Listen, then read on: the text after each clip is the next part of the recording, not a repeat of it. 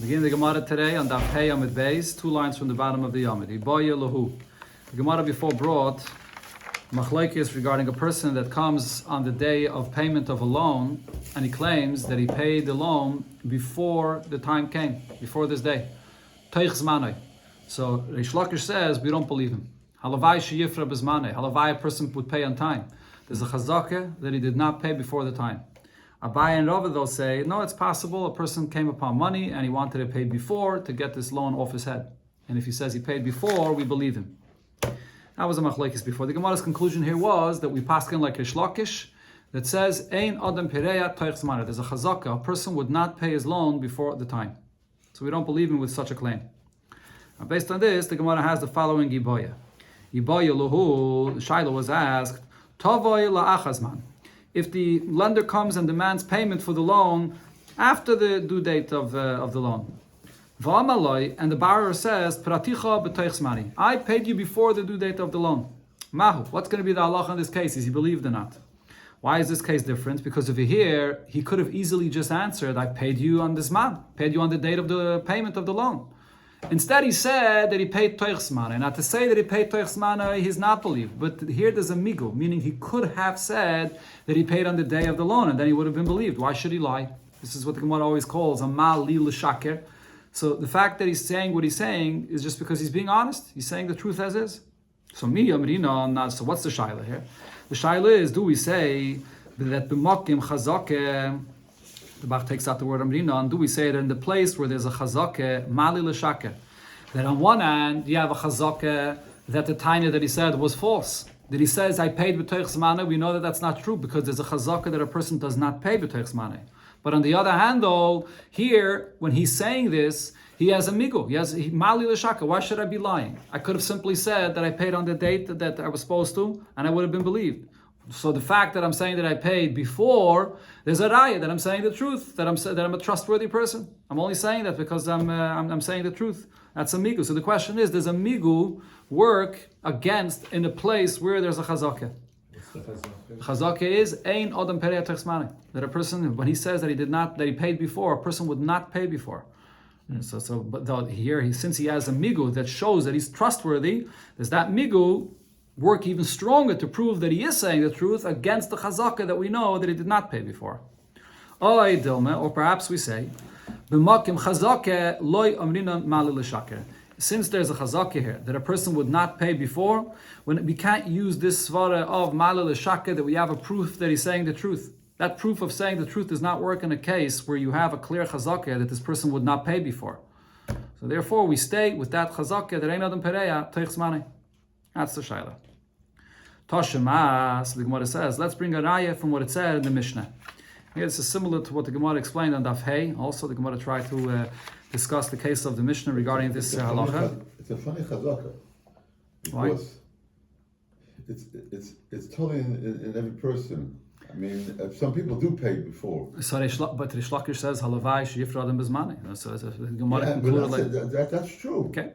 That was the Gemara's So conclusion. the guy who pays before, and there are guys who pay before. He better make sure to bring proof to that. He better make sure that he has aid and that he paid before. Because if not, he's not going to be believed to say so. Yeah. So the Gemara goes back to the Mishnah. In the Mishnah, it spoke about a wall that was between two properties and the wall fell. And now you have to rebuild this wall. So the Mishnah's halacha was, in the Reish of the Mishnah, it said that when the wall was 4 amas high, that's how high you have to build it. Up to that height, they must build it together. So if any of them comes and says that you didn't pay me for the wall, I built it myself. And the other one says, no, what do you mean? Of course I paid you. The Mishnah said, b'cheskas shenosan. There's a chazakah, there's an assumption that he actually paid for his share in this wall. So what does this Mishnah mean? When do we believe him that he paid for his part of the wall? So Tashema, let's see. The Mishnah said regarding this case, the height of the wall of 4 amas where they must participate together, that b'cheskas shenosan, there's a chazakah that the other participated in his part in this wall, unless the other brings a clear proof that I demanded the money from you and you didn't want to pay me and you didn't pay me yet. So the question is, regarding what case does the Mishnah have to teach me this halacha? Hey Chidami, what are we talking about? If we'll say the case here is that he came to him later after the time when he was supposed to pay, and we assume that means after the whole wall was built already. So even if one laid out all the money and built it himself, but now the wall is built, now the other one has to come and participate.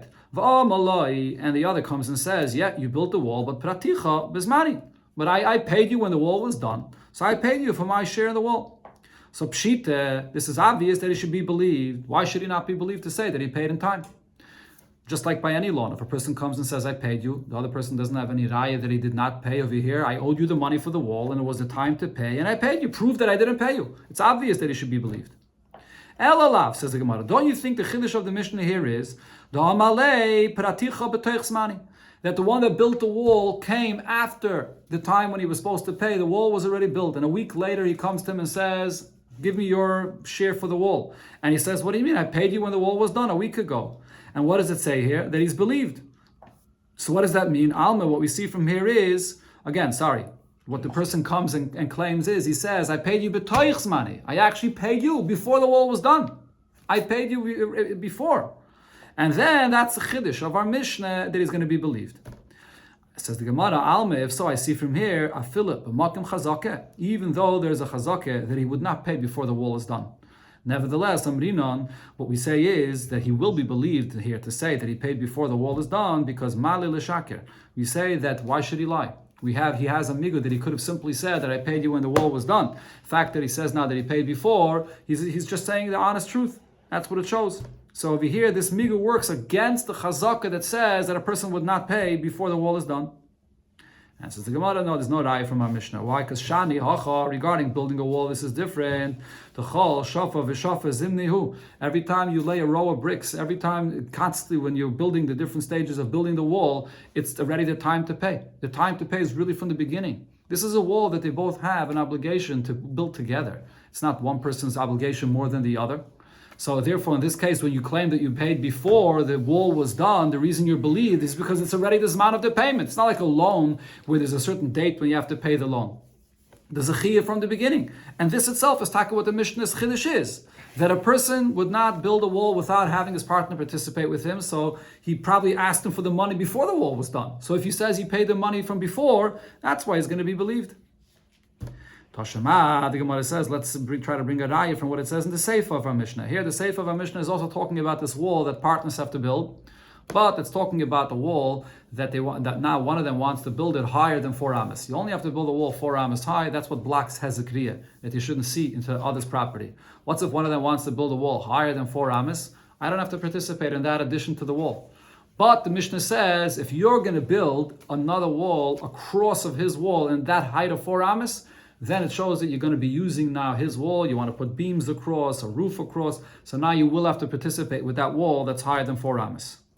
But on that, the Mishnah said, Midalid amas ulamayla, that part that's higher than 4 amas, you're not going to be obligated to pay, to participate in it. But if you build another wall across of his wall and you show that you want to use that wall, then you're going to have to pay.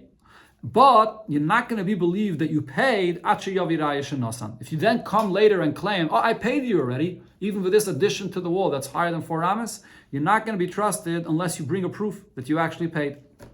So the Gemara asks, why is he not trusted here? Hey Chidami, what is the case here?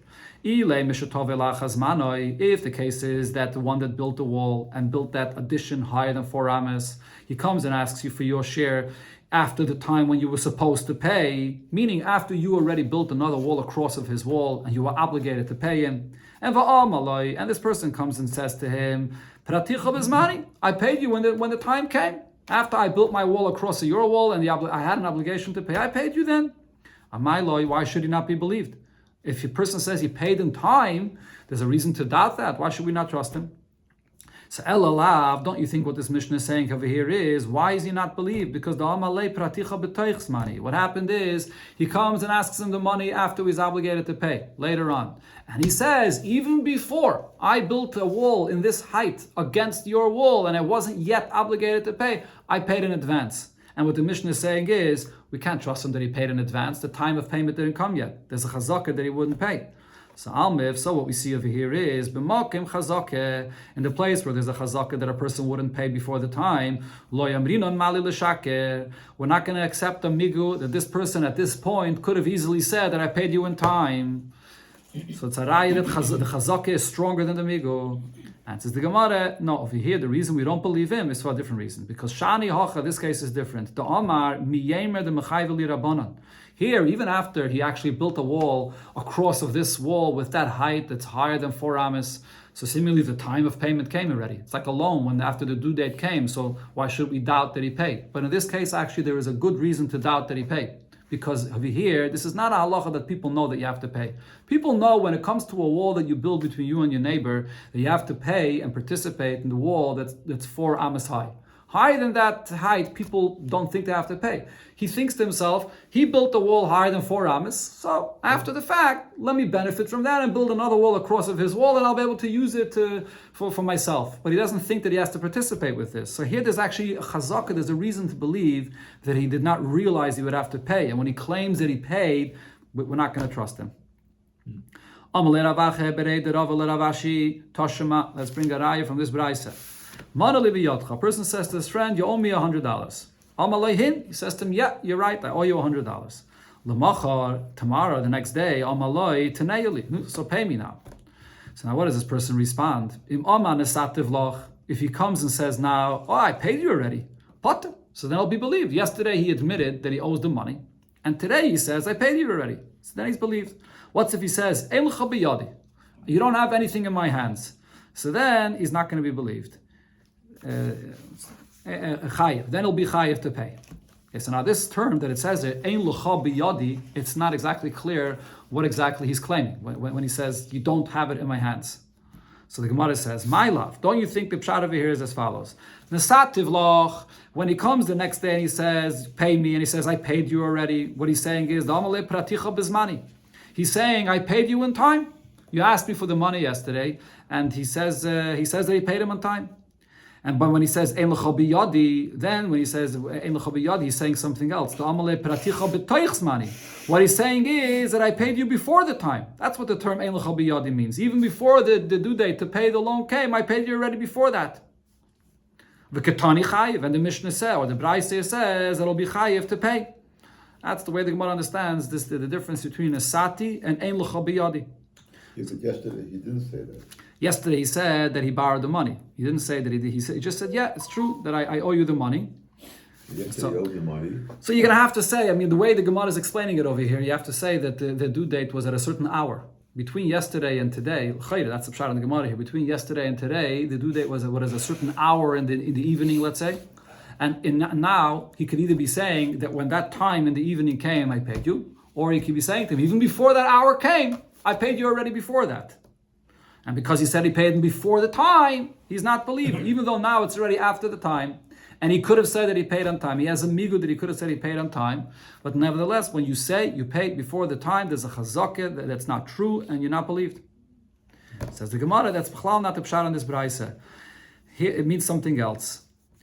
And says the Gemara, my Eilucha biyadi, did I read the Alma already? This is the, huh? No, Alma. So Alma, from here we see, b'makim chazake, loy amrinan mali l'shake.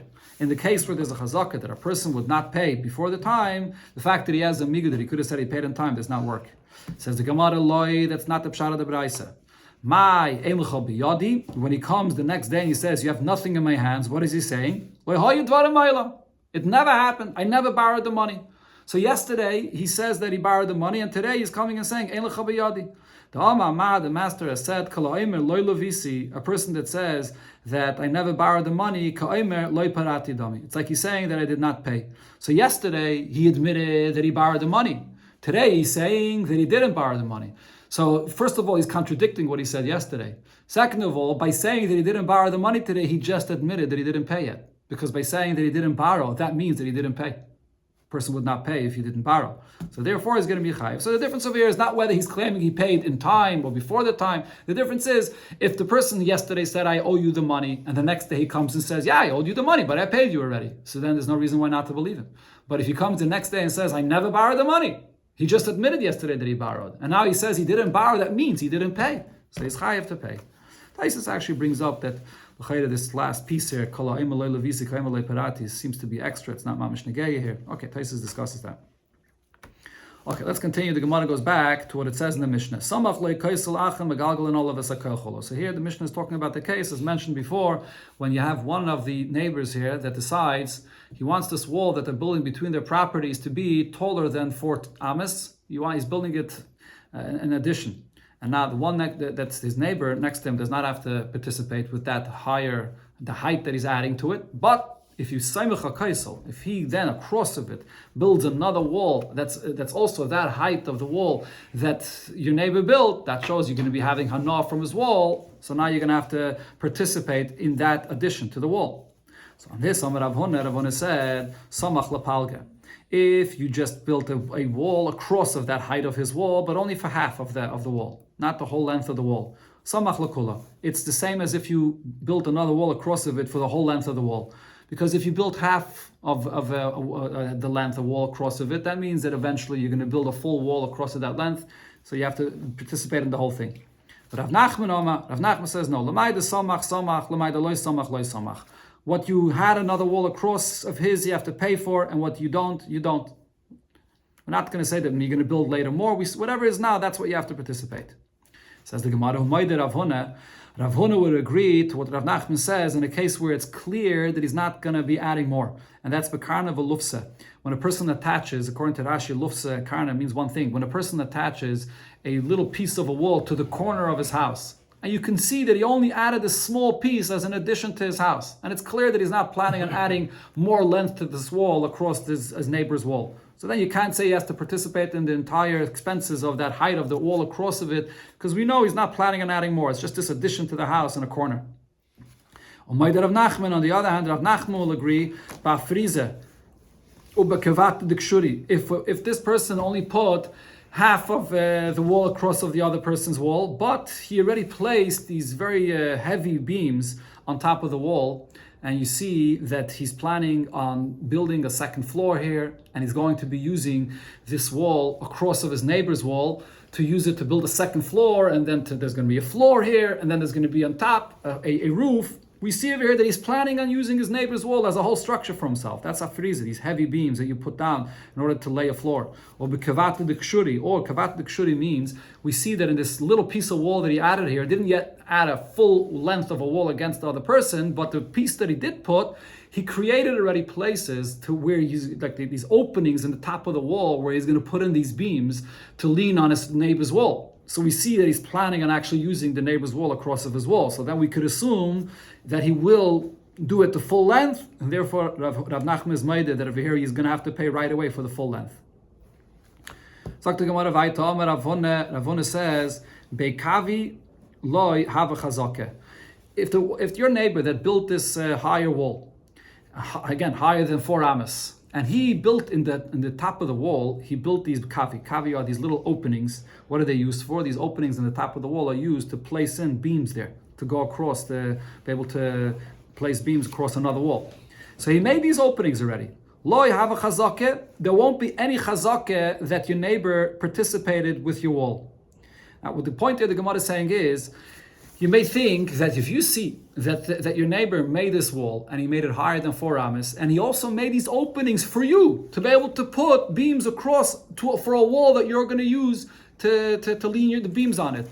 The fact that he made those openings must mean that he spoke to you about it, and there was a deal between the two of you that you're going to be using the wall, and therefore he made those openings for you. So maybe there should be a chazakah that you already paid for this. Just like in the case when you build a wall 4 amas, there's a chazakah that you paid for it because there's an obligation. Here that he made these openings, you see that they must have spoken about this. So there's a chazakah that he paid. So the Gemara says, no, it's not a chazakah.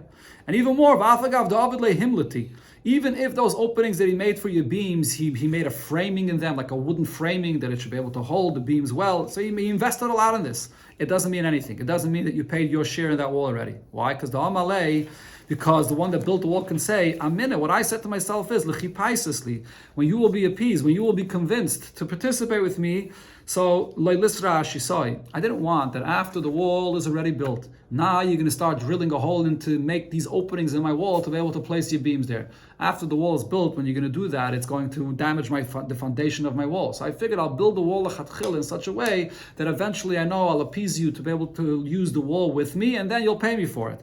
but there's no reason to believe, there's no chazaka to say that he already paid him for it. Amar Rav Nachman. So Gemara says Rav Nachman said, according to Rashi, or the Rashbam here, that's brought in Rashi, this is discussing a different subject. What the Gemara here is discussing is a halacha that's called cheskas tashmishin. When do you have a chazaka that you have the rights to use another person's property? At what point is there a chazaka? Is there an assumption that you actually bought those rights? So Rav Nachman says, achzik lohurdi, if you place these thin beams across your wall onto your friend's wall, layachzik l'kshuri. So there's a chazaka that you have the rights to use his wall for those thin beams, but it's not going to be considered a chazaka that you can use heavy beams. L'chshuri, if you have a chazaka that you're using it for heavy beams, achzik lohordi. So then, if you could use it for heavy beams, definitely you have the rights to use it for lighter beams. Okay, so what the Rashbam explains over here is, usually when it comes to a chazakeh for karka, how do you establish ownership over a piece of land? So as we'll see in the third Pedic, you have to be there for 3 years, and after 3 years, if anyone that now comes and claims that it was his was quiet for 3 years, that's a chazakeh. You can prove and say that I bought this property by the fact that I was here 3 years and nobody said a word. Here though, we're talking about something different. We're talking about cheskas tashmishin, which means you're claiming that this person sold you the right to use his property. I don't own his property, but he sold me the right, or gave me as a gift, rights to be able to use his property, to place my beams on his wall. So what the Gemara is saying is that over here, if you have rights to use it for thick and heavy beams, you can use it for thinner beams. And the opposite, you can't. Okay. Or the opposite, again, but for thicker beams, for sure you can use it for thinner beams. There's a big machlokes rishonim about this concept. The Rashbam over here says that this chazakah of tashmishin, it doesn't need 3 years, it doesn't need such a long period of time, it's even over a short period of time. But the main thing is, according to the Rashbam, you have to have a taina, meaning you have to come in, if you're claiming that this person sold it to me, or gave me these rights, so then if you're using it for a certain period of time, then you're going to have a chazakah. Other Rishonim say though, that you have to have a chazakah of 3 years, similar to a chazakah of karka.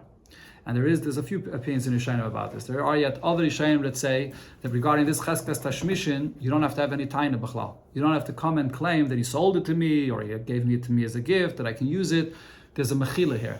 If you use another person's property for a certain period of time, then there's a mechila that means the fact that he was quiet and he allowed you to use it, that means he lets you, he was meichel, and even without you claiming that he ever sold it to me or ever said anything to me, this itself is a proof for mechila that he lets you use it, and therefore you can have the rights now. Mechila says, okay, I let you use it. Now I don't want to. That's too late. No, you can't though. Once he's meichel, he was meichel. Once you were meichel, you were meichel. That's somebody shining hold like that. Rav Yosef, let's go back into the Gemara. Rav Yosef says, achzik lohordi, achzik l'kshuri. Even if you were just using the other person's wall for lighter beams, but you could also use it now for heavier beams. Doesn't make a difference. Once he lets you use his wall, you can use it for whatever it is. Ikadamri, others say that Rav Nachman agreed to this as well. That Amar Rav Nachman, achzik lohordi, achzik l'kshuri. You were using it for lighter beams, you can use it for heavier beams. L'kshuri, achzik lohordi. You were using it for heavier beams, you can use it for lighter beams, like Rav Yosef said.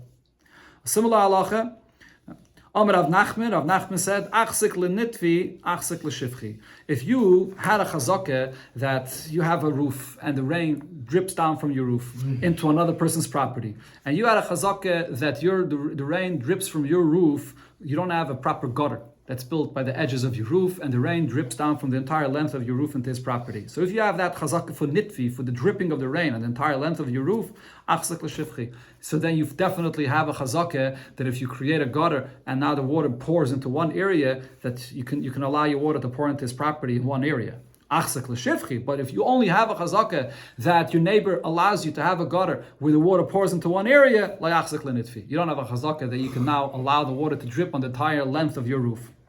But Rav Yosef, here Rav Yosef as well says that afila achzik l'shivchi, achzik l'nitvi. That even if your chazakah was just to allow your water to pour into one place, the chazakah is also to allow the water to drip from the entire roof. Yikadamri, others say Rav Nachman agreed to Rav Yosef, Rav Nachman, achzik l'shivchi, achzik l'nitvi. If your chazakah was for pouring water in one place, you have a chazakah that it should drip from the entire length of the roof. L'nitvi, achzik l'shivchi. If you have a chazakah that it drips from the entire length of the roof, there's a chazakah that it can pour in one area. Aval, there's another thing though that's different. If it's a letzrifid or urbani, if your roof is built with this willow that's made usually for huts, and this is a kind of roof, the material of this roof, the water that spills, that drips off this roof is much more than a regular roof. By a regular roof, there's more water that gets absorbed and it doesn't drip that much. But this is something that drips much more. For that, you're not going to have a chazakah. However, Rav Yosef, even regarding this, Rav Yosef said, that is, that even for tzrifa d'orbane, even changing the material of the roof that will cause the water to drip much more, you do have a chazakah. But Rav Yosef of the b'tzrifa d'orbane. Rav Yosef passed in this way regarding a case where there was a shaila that even to be able to build this kind of roof where much more water will spill over, it's still allowed once you have this kind of chazakah. A person that rents a house to his friend. So bebida gedola. If we're talking over here about a large building, and there are people that are renting apartments or rooms in this building.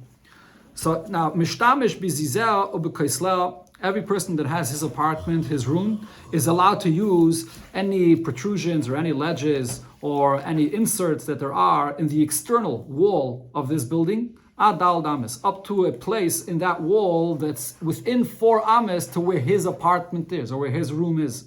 And that's part of your rights as a renter to be able to use, let's say, to hang things or whatever you want to use it for in an area on the external part of the wall that's near your apartment.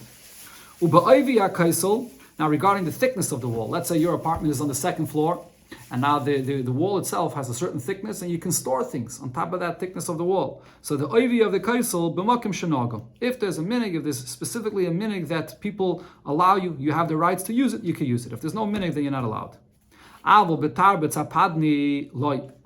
there's a part that's apadni, so Rashi's pshat here is, you have these buildings, so an apartment building, and it has this nice garden in front of the building. In that area of the garden, you're not allowed to go and use the wall that's in that garden, because then you're going to have to walk into the garden and ruin the garden in front of the wall. So over there, you don't have any rights to hang things on that wall.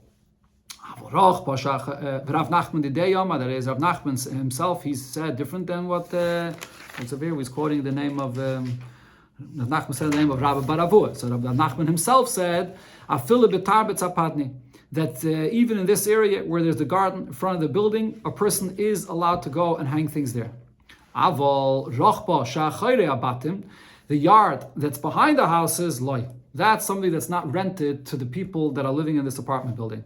In those times, the courtyard that was in front is what's called a chutzah. That's the area where you come in and out, and that was the right that everyone had to be able to come in and out. But the yard that's in the back of the building, that's not rented out. But for Rava says, no, even the yard that's behind the building as well, the backyard, that's also something where they have an opening to it, and therefore the people in this apartment building could participate and use it as well. The Gemara goes back to the halacha that we mentioned before regarding cheskas tashmishin, the rights that you have to use another person's property after a certain period of time when you see that he allows you to use it. So Amar Ravina said, "Hai kshura de metalalta." If you put up a beam and you're leaning it in someone else's wall, and the reason you put up this beam is because you want to put up a covering for shade, atlas and yaimen le'av chazakeh.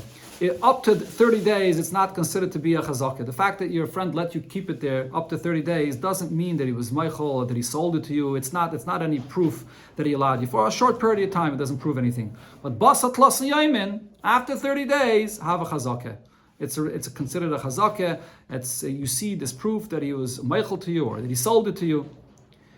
V'i sukkah de mitzvahi, if the beam that you put and you leaned on your friend's wall was sukkahs, and you were leaning it in order to build your sukkah, so then at shiva yoyim le'av chazakah, the 7 days of sukkahs, or the Rishonim here, the Tosfos here actually adds, it doesn't mean really only 7 days, it includes also the 8th day, which is Shmini Atzeres, because you can't take down the sukkah until after Yom Tiv, or even in Chutzlah, it's including Simchas Torah.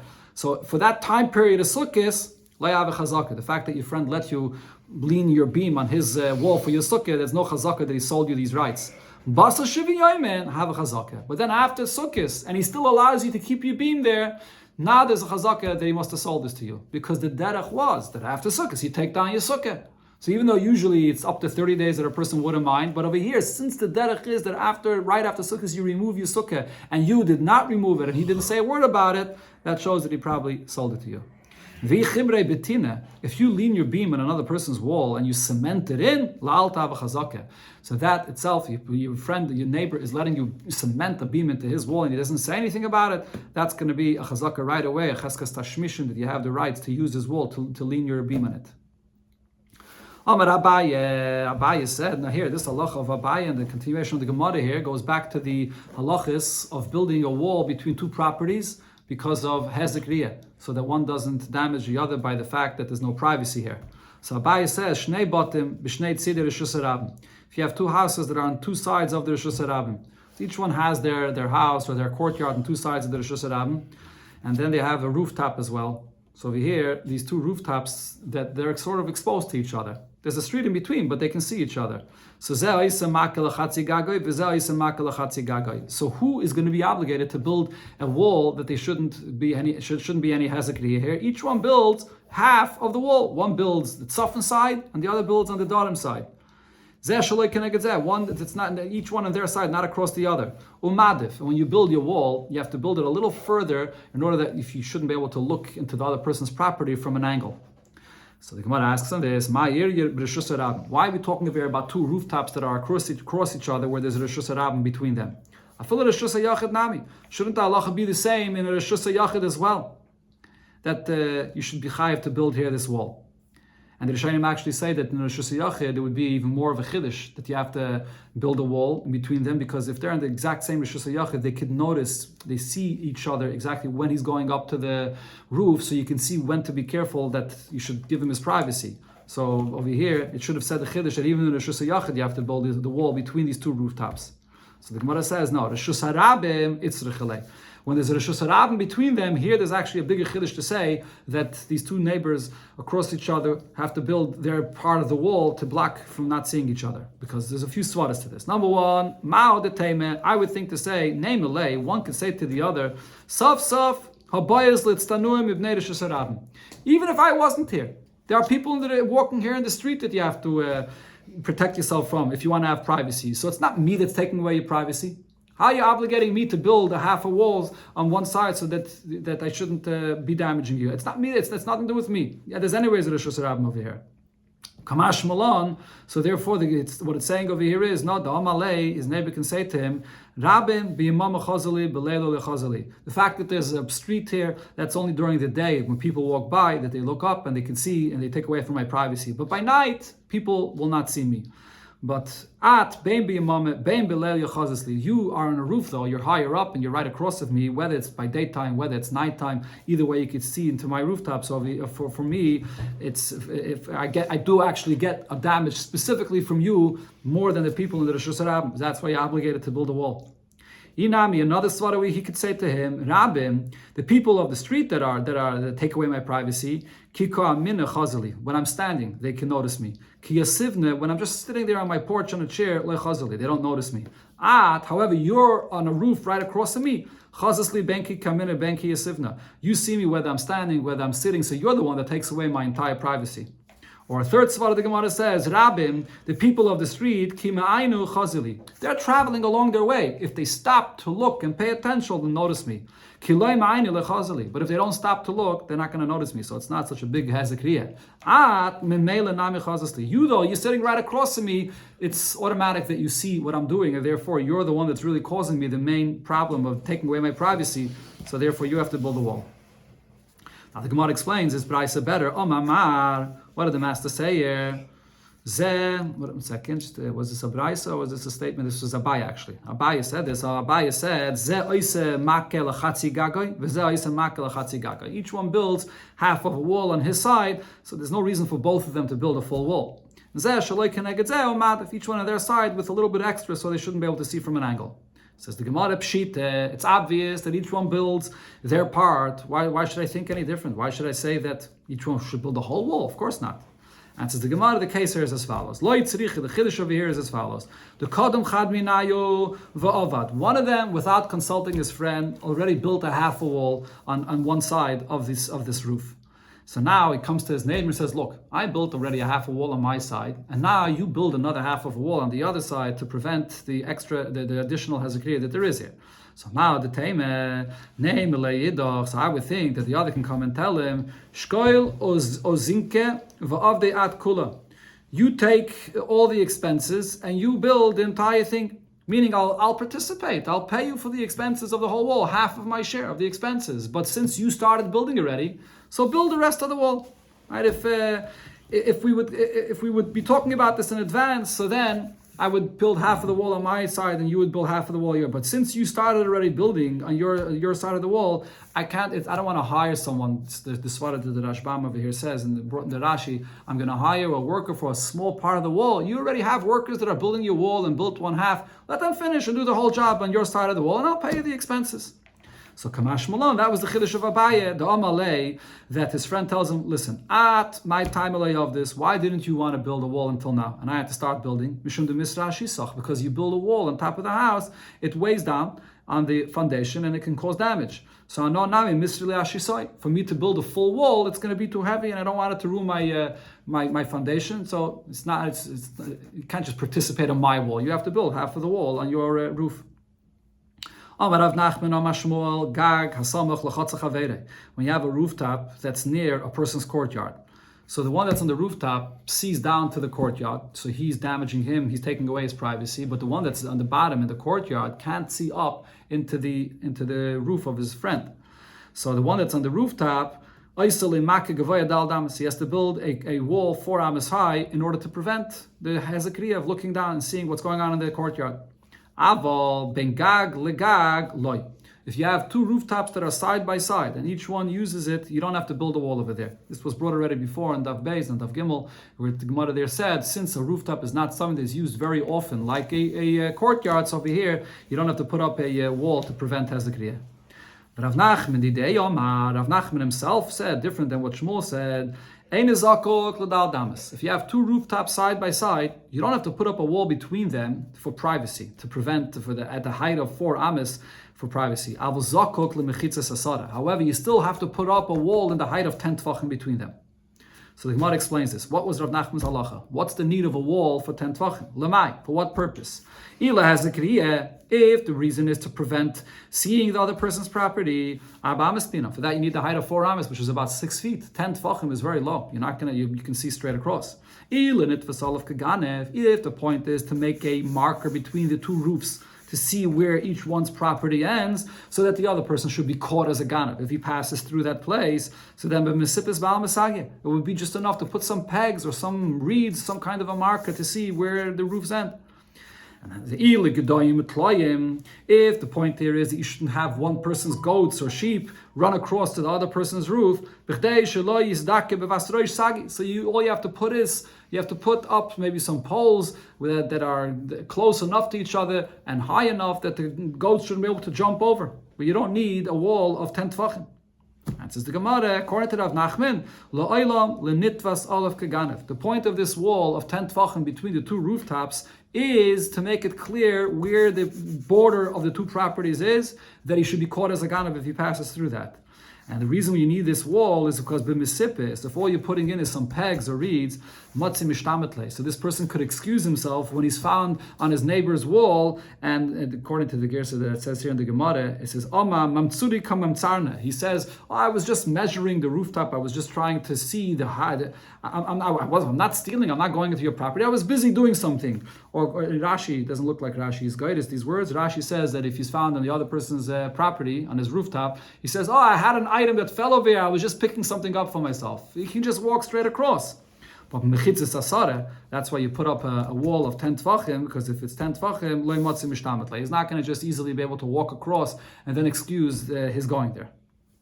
So this is a new halacha that Rav Nachman said, besides a wall for Hezekiah, there's a concept of a wall for nitvas olav kaganev, that he shouldn't just be able to walk across.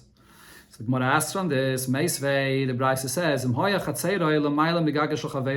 there's a rooftop, and then another person has a property, and his courtyard, it's an elevated courtyard that's actually even higher than your friend's courtyard. In such a case, or in such a case, you don't have to put up a wall at all. So my love, don't you think, what's the reason why you don't have to put up a wall at all? You don't have to put up a wall at all. Not for Hezekiah, because the one that's in the rooftop does not damage the one that's in the courtyard, because the courtyard is higher up. and the one that's in the courtyard is not damaged with hezekriya, the one that's on the rooftop, because the rooftop is something that's not used so often, so there's no issue of hezekriya there. So, but the Brisa then says, you don't have to put up any wall at all. Says the Gemara, no, light. You don't need a proper wall 4 amas high. But you still have to have a wall of 10 tfachim, like Rav Nachman said, Itmer, we learned the machlokes regarding 2 courtyards. If you have 2 courtyards side by side, but one is elevated higher than the other. So there's a courtyard lower down, and there's sort of a wall between them, and then there's another elevated courtyard right near it.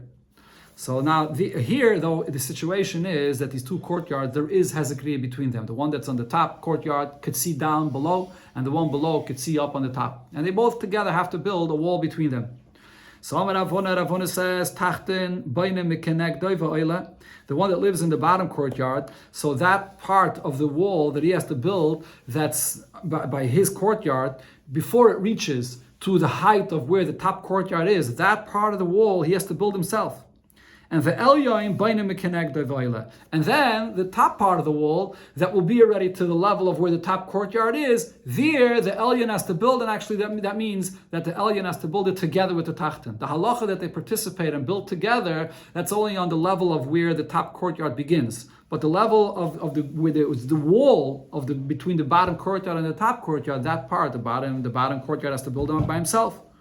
Rav Chizda Amar, however, Rav Chizda says, Elyoy Misayeya Mulmata Ubayna. The one that is living in the top courtyard has to actually help him and participate in the building even of the portion of the wall that's in the bottom, before it gets to the level of his courtyard.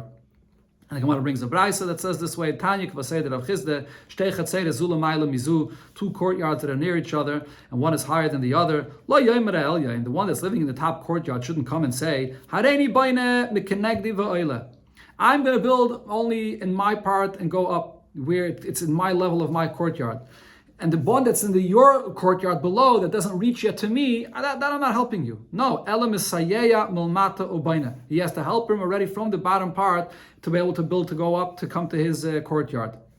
And the reason for this is, the Svara of Rav Chizda is very simple. He can't say that in your part in the bottom of the courtyard, I don't have to help because it's not helping me. I'm not using that part. What do you mean you're not using that?